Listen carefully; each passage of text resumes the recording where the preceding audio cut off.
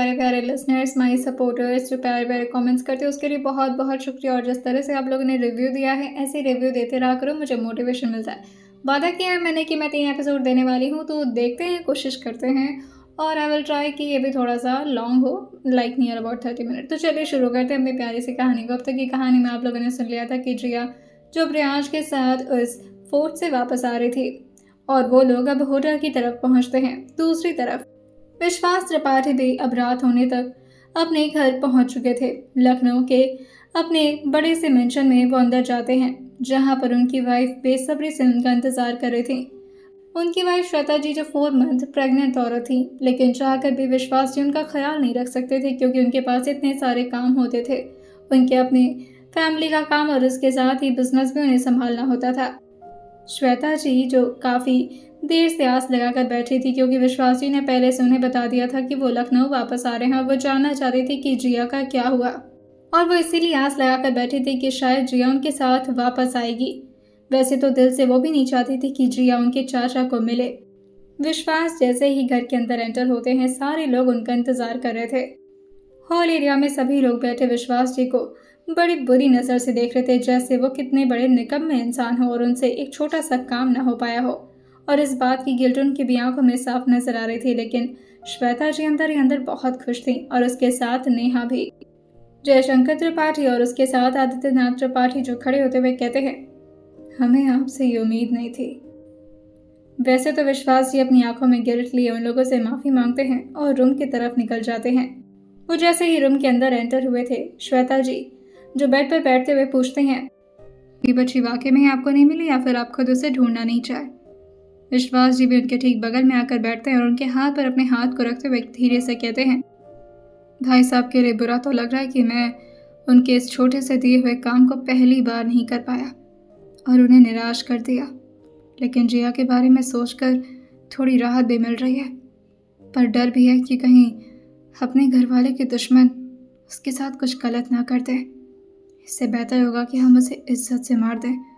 जो भी दिक्कतें आएंगी हमारे ऊपर आएंगी। इससे मुझे तो कितनी तकलीफ होगी ये बात तुम समझ सकती हो, लेकिन उसने भी कोई गलत काम नहीं किया। वो जाकर के मूवी की हीरोइन बन चुकी है। क्या तुम विश्वास कर सकते हो कि हमारे खानदान की लड़कियां मूवी में काम कर रही हैं? शर्म आनी चाहिए उसे। मिट्टी में मिला कर रख दिया हमारा नाम। श्वेता जी जो उनकी तरफ अपना चेहरा करके धीरे से कहती हैं, सच में? क्या सच में आपको अपनी बेटी के लिए खुशी नहीं हो रही? उसके लिए बुरा लग रहा है? विश्वास जी जो कहते हैं, खुशी किस बात की होगी? अब वो भी बाकी लोगों की तरह घटिया हरकत करेगी। अरे उसे शर्म आनी चाहिए कि हीरोइन बनना क्या यही उसका सपना था?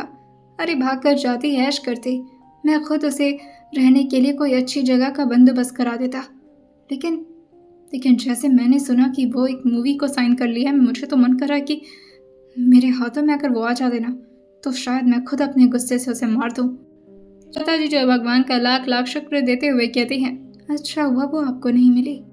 वैसे तो विश्वास जी से उनकी वाइफ श्वेता काफ़ी घबराया करती थी, लेकिन फिर भी वो कुछ भी इस बात का जवाब नहीं देते। दूसरी तरफ जिया जो अब रात के अंधेरे में अपने बेड पर लेटी हुई थी, लेकिन रह रह करके रियांश की वो डरावनी बातें उसको बार बार दिमाग में डराए जा रही थी। वो इधर उधर करवटें बदल कर अपनी आंखें बंद करने की कोशिश कर रही थी, लेकिन रह रह करके उसके सामने खौफनाक नज़ारा घूम जा रहा था। और वो एकदम से उठते हुए कहती है, वो बिल्ली ने रास्ता क्यों काटा? और यही सब सोचते हुए अभी वो अपनी आंखें बंद करके फिर से लेटती, उससे पहले अचानक से उसका रिंगटोन बज उठता है। जिया एकदम से थोड़ी चिहुक जाती है, लेकिन फिर फ़ोन को देखते हुए कहती है, मैं भी ना कुछ ज़्यादा ही डरपोक हो गई हूँ और उन्हें भी ये सब करके मज़ा आ रहा होगा। खुद तो मुझे डरा दिया और अपने आराम से सो रहे होंगे। वो फ़ोन को उठाकर देखती है तो ये रियांश का ही नंबर था, लेकिन जिया को ये बात पता नहीं थी। जिया को फ़ोन उठाने में थोड़ा अजीब लगता है, लेकिन फिर वो हिम्मत करते हुए फ़ोन पिक कर लेती है, लेकिन कुछ भी नहीं बोलती। दूसरी तरफ से अजीब सी आवाज़ आती है, कैसे हो? अब तक सोई नहीं? जिया ये आवाज़ सुनकर के घबराते हुए अपने कान से फ़ोन को दूर कर लेती है और थोड़ा तेज़ आवाज़ में कहती है, कौन हो तुम? हाँ देखो अगर तुमने मेरे साथ कुछ भी करने की कोशिश की तो जान लेना, मुझे दोबारा से कॉल मत करना। और ये बोल करके वो फ़ोन कट कर देती है, लेकिन तभी फ़ोन दोबारा से बज उठता है। जिया जो अपने सर पर मारते हुए कहती है, ये क्या चल रहा है मेरे साथ, कोई मुझे सुकून से रहने क्यों नहीं दे रहा। और वह फ़ोन दोबारा से रिसीव करते हुए कहती है, क्या है। दूसरी तरफ से अब जाके रियांश की प्रॉपर आवाज़ आती है, क्या हुआ, नींद नहीं आ रही तुम्हें। जिया जो कहती है, आप मुझे कॉल कर रहे थे और इस तरह की अजीबोगरीब आवाज़ क्यों निकाल रहे थे, अच्छे से क्यों नहीं बोल रहे थे। रियांश कहते हैं, मैं तो इसी तरह से बोल रहा था, तुम्हें कैसे सुनाई दिया। जिया जो कहती है, देखिए मुझे बेवकूफ़ समझने की गलती मत करिए, माना कि दिखती हूँ लेकिन हूँ नहीं। मुझे अच्छे से पता है आप मुझे सब कुछ डराने के लिए कर रहे हैं। रियांश जो कहते हैं, ओह गॉड, तो तुम्हें मेरी आवाज़ में कुछ डरावनापन नजर आ रहा था, ऐसा जैसे मैं तुम्हें डराने की कोशिश कर रहा हूँ। तो ऐसा कुछ नहीं है, मैंने नॉर्मली बोला था।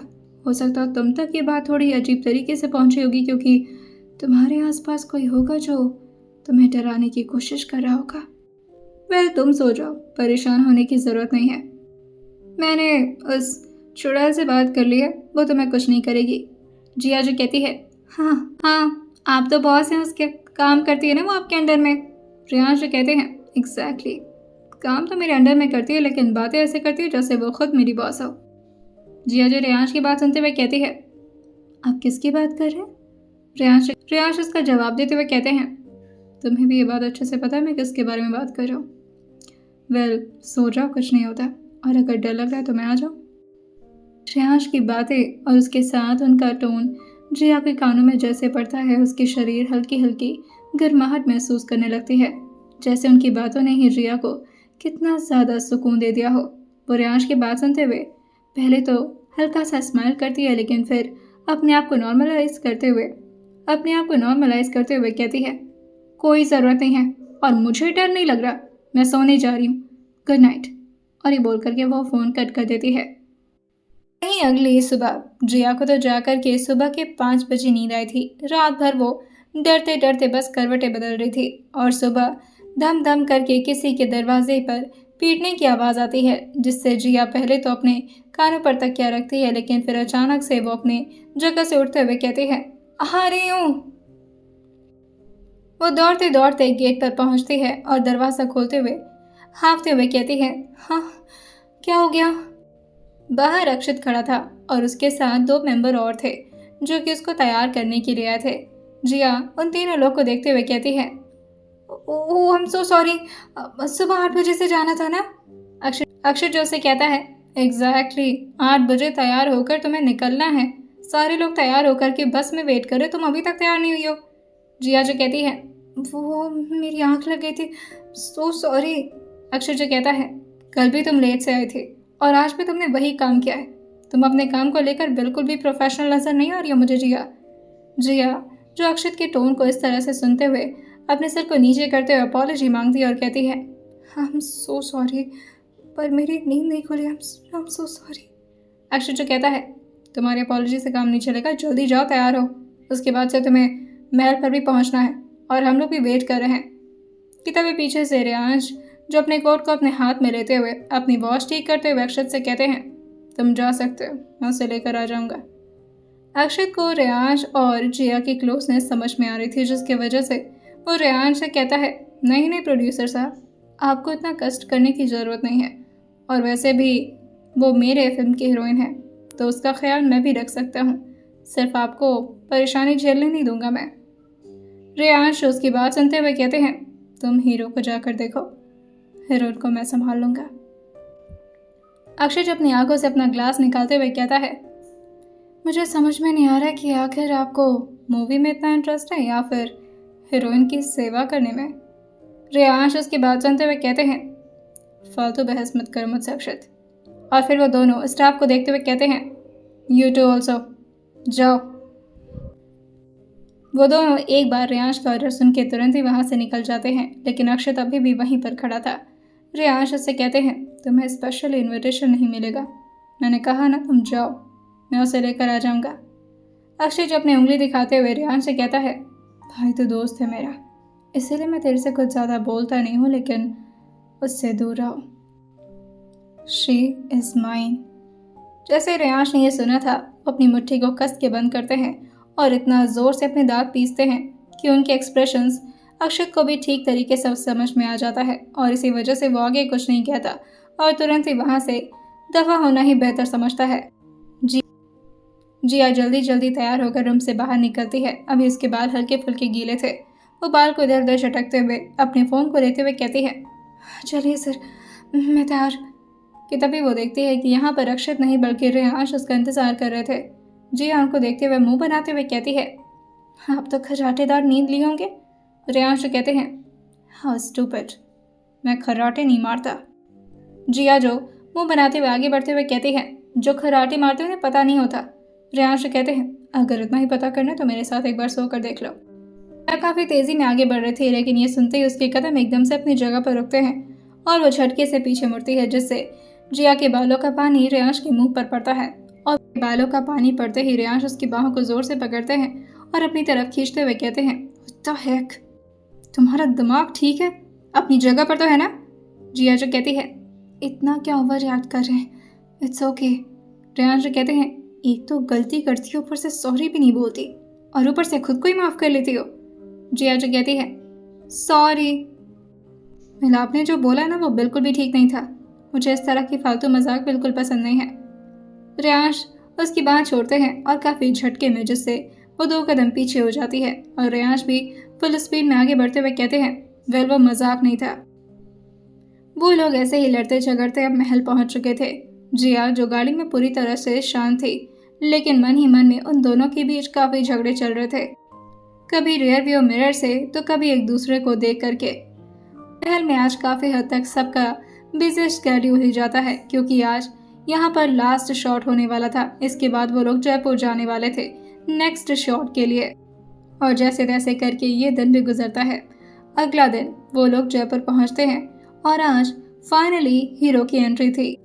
वैसे तो हीरो दिखने में चार्मिंग और हैंडसम था, लेकिन उसकी हरकतें वो बिल्कुल विलन वाली थी और जिया को उसके साथ बिल्कुल भी अच्छी वाइब नहीं आती थी।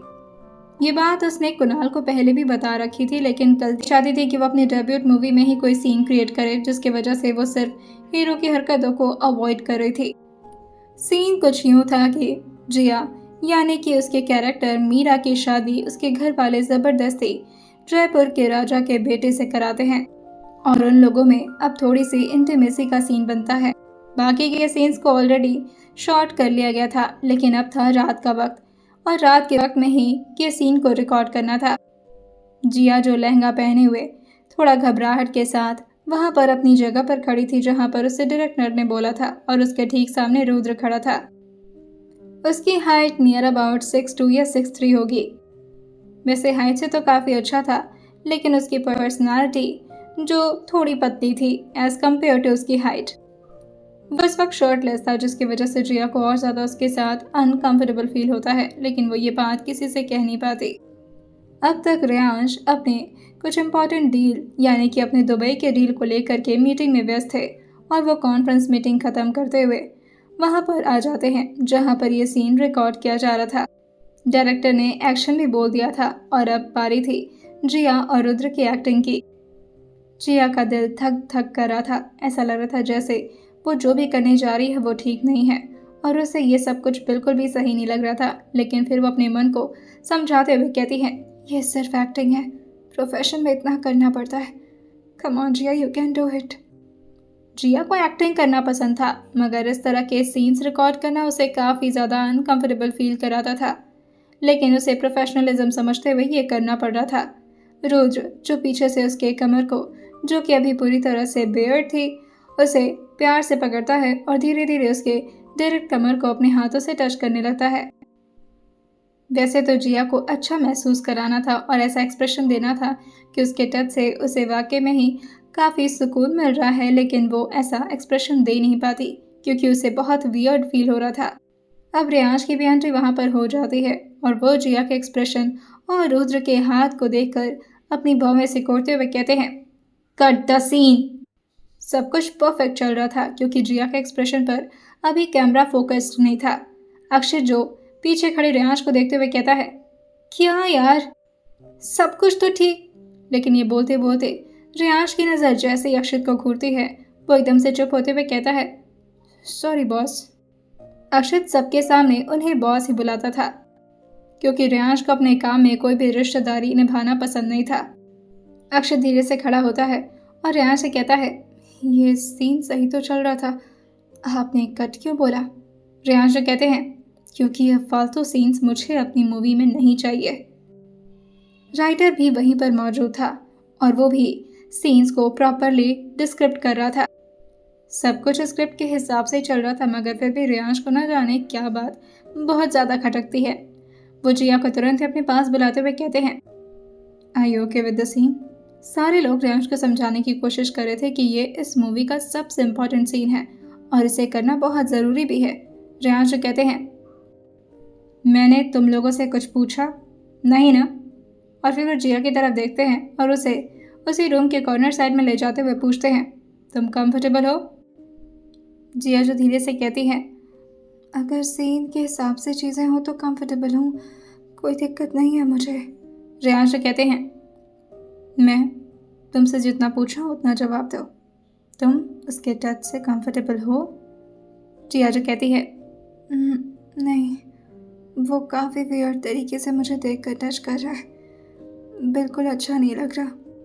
रियांश जैसे ही उसका जवाब सुनते हैं वो एक बार पीछे खड़े रुद्र को देखते हैं जो थोड़ी दूरी पर खड़ा था और रियांश को और जिया की कॉन्वर्सेशन को ही सुन रहा था, लेकिन सुनाई उसे कुछ नहीं दे रहा था।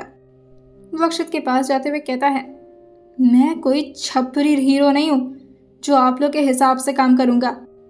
अरे आप लोग को सीन लेना है तो लो, वरना फिर मुझे दफ़ा करो। 2 दिन वैसे भी जोधपुर में मेरा कोई काम नहीं था, बस एक छोटी सी एंट्री सीन थी और उसके बाद सब कुछ खत्म। और यहाँ पर शॉर्ट करवा रहे हो तो मजाक कर रहे हो? कट कैसे बोल दिया? सब कुछ तो इतना बेहतरीन चल रहा था ना। वही अक्षत उसे संभालते हुए कहता है, देखो भाई, हमने एक दूसरे के साथ 1-2 बार और काम किया होगा, लेकिन इस तरह से बात नहीं कर सकते तुम। अक्षत की बात सुनकर के रुद्र जो कहता है, क्यों नहीं कर सकता बात?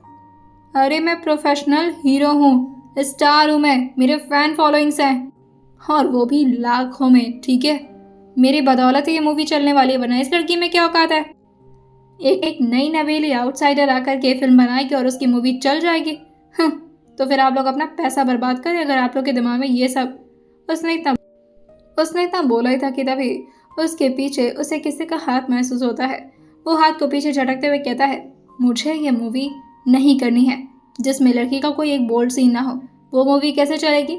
मुझे अपनी मूवी को इस तरह से कि तभी पीछे से दोबारा से उसके कंधे पर हाथ रखा जाता है, जिसकी वजह से वो पीछे घूमते हुए चिल्लाते हुए कहता है, अरे क्या यार बात कर रहा हूँ।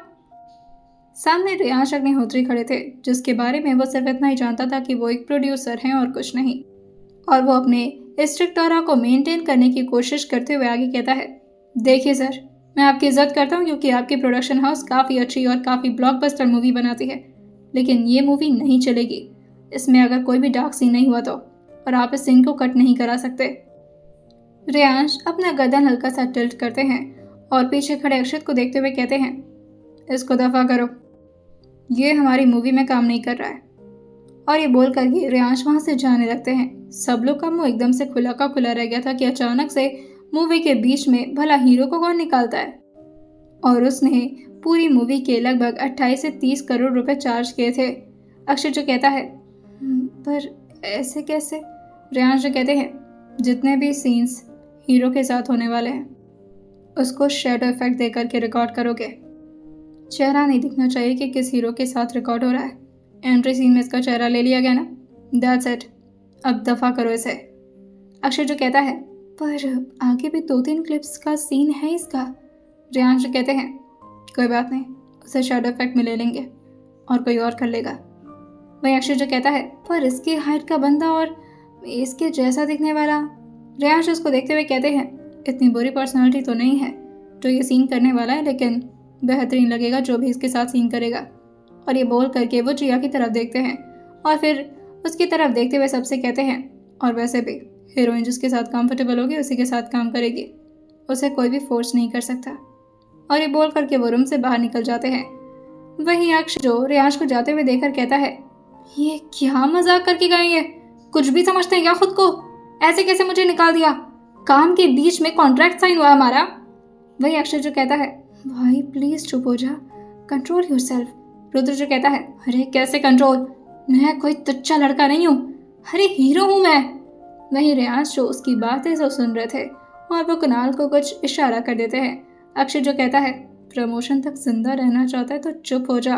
लेकिन रुद्र नहीं सुनने वाला था, शायद उसकी मौत उसके सर पर तांडव कर रही थी। सुबह तक का सारा सीन और सारे शॉट तो अच्छे से निकल गए थे, लेकिन अब जैसे इंटीमेसी का वक्त आया था, सारे सीन्स को दोबारा से रिकॉर्ड करने का ऑर्डर मिल जाता है और फिर इस सीन को अगले दिन के लिए रखा जाता है। जिया भी अब जयपुर के एक होटल में स्टे लेती है जहाँ पर सब लोग थे। वहीं जिया के रूम में अक्षय जो अंदर आते हुए धीरे से कहता है, I am sorry to disturb you in this time, but मुझे तुमसे कुछ बात करनी है जिया। जिया जो पीछे मुड़ते हुए अक्षत को देखती है और फिर खड़े होते हुए कहती है, हाँ अचानक से, बोलिए कुछ काम था। अक्षय जो कहते हैं, मैं जानना चाहता हूँ तुम्हारे और रियांश के बीच क्या चल रहा है। जिया जो कहती है, कैसी बात कर रहे हैं आप, ऐसा कुछ नहीं है। अक्षय जो कहता है, बेवकूफ़ मत समझो मुझे, वैसे भी परसों रात कहीं गई थी ना तुम। जिया जो कहती है, परसों रात, हाँ वो मुझे फोर्ट दिखाने ले गए थे। वहीं अक्षय जो उसके करीब आता है और उसकी बाह को जोर से पकड़ते हुए कहता है, तुम पागल हो क्या, उसके साथ अकेले चली गई थी। जिया जो अपने हाथ की तरफ देखती है और अक्षत से कहती है, आप काफ़ी ज़ोर से मेरा हाथ पकड़े, दर्द हो रहा है। अक्षय जो कहता है, अरे तुम्हें समझ क्यों नहीं आ रहा, वो अच्छा इंसान नहीं है, तुम उसके बारे में जानती क्या हो, तुम्हें पता भी है वो एक माफिया है। जिया जो कहती है, देखिए आप गलत समझ रहे हैं, पहली बात तो ये कि मैं उनके साथ ऐसे अपनी मर्ज़ी से नहीं गई थी, वो मुझे ले गए थे, और दूसरी बात वो मुझे काफ़ी अच्छी तरह से ट्रीट कर रहे थे, तो मैं उन्हें तभी अक्षत उसकी बात पर हंसता है और कुछ कदम पीछे जाते हुए कहता है, तुम्हें उसके बारे में कोई आइडिया नहीं है। और क्या कहा तुमने, बहुत अच्छे से ट्रीट कर रहे थे तुम्हें, तो मैं उसकी हकीकत बताऊँ मैं। और वो अपने फ़ोन पर एक आदमी को कॉल लगाता है। वहीं दूसरी तरफ से आवाज़ आती है, हेलो बॉस। इस तरफ से अक्षय से कहता है, ज़रा वहाँ के सीन का वीडियो रिकॉर्डिंग भेजना, एक काम करो वीडियो कॉल करो कि वहाँ का लाइव नज़ारा दिखाना है मुझे। जिया जो अक्षत की बात पर हैरान थी, उसे नहीं समझ में आ रहा था कि आखिर अक्षत किस बारे में बात कर रहा है। थोड़ी देर में वो फ़ोन को जिया की तरफ घुमाता है और उसे स्क्रीन को दिखाते हुए कहता है, तुम्हारे ये अच्छे इंसान जिसे बहुत अच्छा और बहुत नेक दिल समझ रही हो ना तुम, देखो क्या कर रहा है ये। वही रियांश जो अपने बहुत सारे बॉडीगार्ड्स के साथ खड़े थे और सब ने काफ़ी महंगी वेपन ली हुई थी। रियांश अपने फुल ऑरा में उस आदमी को घूरते हैं और वो आदमी अपने घुटनों पर बैठा हुआ था, और वो ठीक घुटनों पर बैठा आदमी कोई और नहीं बल्कि वही रुद्र था जिसने जिया के साथ काफ़ी टाइम से बदतमीजी करने की कोशिश की थी, लेकिन जिया उस बात को छुपा रही थी। और ऊपर से आज तो रियांश के ऊपर भी उसने काफ़ी बुरी तरह से चिल्लाने की गलती कर दी थी। अक्षित ने उसे वार्न तो किया था, लेकिन वो समझ नहीं पाया था कि रियांश एक्चुअल में क्या है। जिया स्क्रीन की तरफ देख ही रही थी और उसकी आंखें फटी की फटी रह गई थीं, लेकिन अभी तो एक बड़ा नज़ारा देखना बाकी था।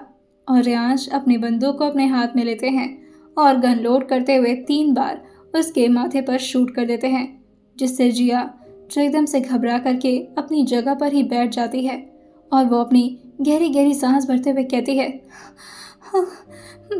ये। वहीं अक्षय भी उसके ठीक सामने आकर बैठते हुए अपनी एक तिरछे स्माइल पास करते हुए कहता है, सही समझा तुमने, ही इज अ माफिया, एक क्रिमिनल, उसे सिर्फ प्रोड्यूसर समझने की गलती मत करना।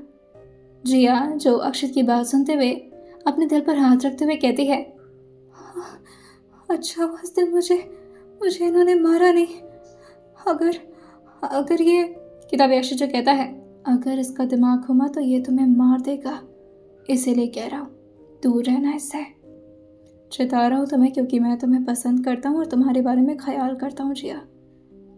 और वैसे भी दुनिया के लिए तुम जिया होगी, लेकिन मेरे लिए तो मेरी प्यारी शमा हो, बात मानोगी ना मेरी। जिया अपने सर को धीरे से हाँ मिलाते हुए कहती है, हाँ मैं कभी इनके साथ नहीं रहूँगी। अक्षय जो उसकी गाल पर टैप करते हुए कहता है, very good, that's like my good girl. और ये बोलकर के अपनी जगह से उठता है और बाहर की तरफ चला जाता है। जाते जाते उसके चेहरे पर एक विनिंग स्माइल आ गई थी और वो अपने बाल को सेट करते हुए कहता है, मेरे काम में टांग अड़ाना चला था रेयांश अग्निहोत्री। पर तू जानता नहीं है मैं कितना बड़ा कमीना इंसान हूँ। जहाँ बात पैसों की होती है ना, मैं अपना काम किसी भी तरह से निकाल लेता हूँ। और तुझे और जिया को मैं करीब आने ही नहीं दूंगा, क्योंकि अगर एक बार तो उसके करीब आ गया तो फिर मेरा काम बीच में रुक जाएगा।